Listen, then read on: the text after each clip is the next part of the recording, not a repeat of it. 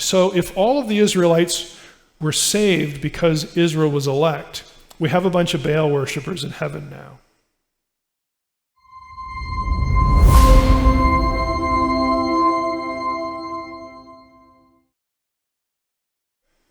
Election is typically defined today, again, by people who just hear the word a lot, as God chooses who's going to be saved. And some people will then therefore state what is probably an obvious corollary. He chooses the people that aren't saved, that go to hell or whatever. So you either have predestination, then, well, the other ones go to hell because everybody should go to hell, and God fortunately picks a few out, and so they get hell by default, or you have double predestination where God makes deliberate choices on both. Again, I don't care about any of that because I think it's a fundamental misunderstanding of election. Here's why. This idea, you can read any creed and confession you want, any discussion of election, and it's ultimately going to go back to the Old Testament, to passages like Deuteronomy 7 and 8, where God chooses Israel. And again, that's not the lone passage. There's several of these. And so if you raise the question, well, was Israel elect? It's kind of a no-brainer. Well, of course they were elect. They're chosen. And then the other nations are not chosen. Chosen and not chosen. Okay, so Israel's elect. And should we define then election as salvation?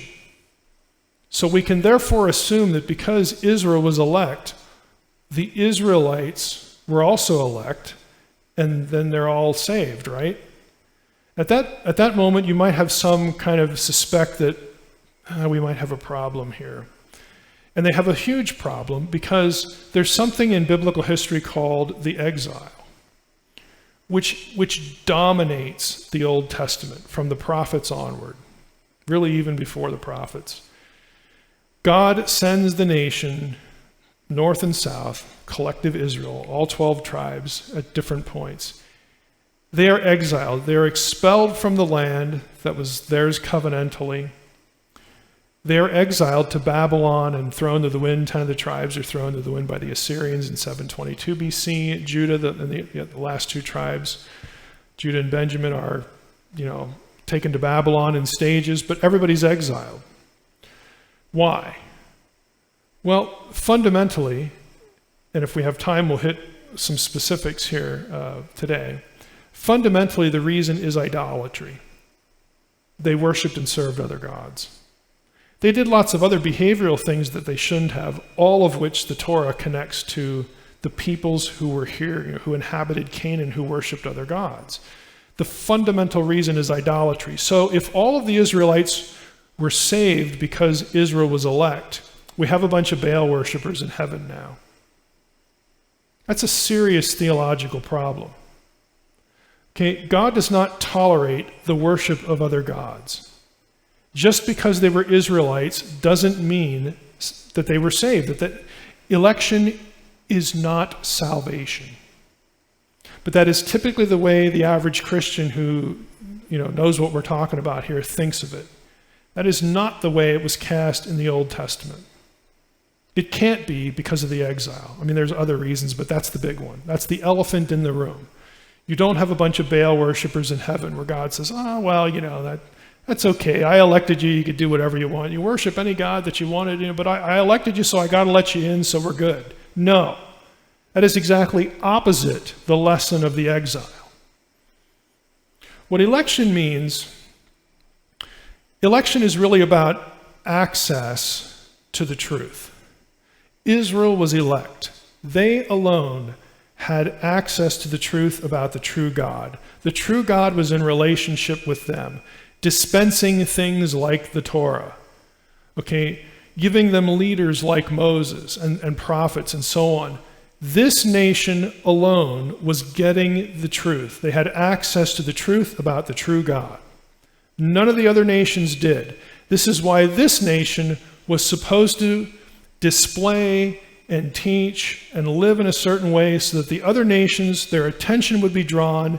They would have conversations, ask questions. They would learn who the true God is. And God also, this is part of the goal of miracles and signs and wonders, to have the nations alerted to the fact that, hey, the true God lives over here. He's associated with this land over here, not your deity, this one. Okay, Israel alone had access to the truth. Now, every Israelite had to make a choice. They had to believe that. They had to believe that their God, Yahweh, was the true God, the God of all gods, the Most High. And then they had to do just what Naaman did. They had to refuse to worship any other. And they had to maintain that. You couldn't say, well, I'll worship Yahweh on the Sabbath and then I'll worship Baal over. No. You believe, you acknowledge that Yahweh is the God of all gods. Okay, he is who he claims to be. For whatever reason, again, it was just his choice, he decided to create us and wanted to be in relationship to us, so he made a covenant with our forefathers.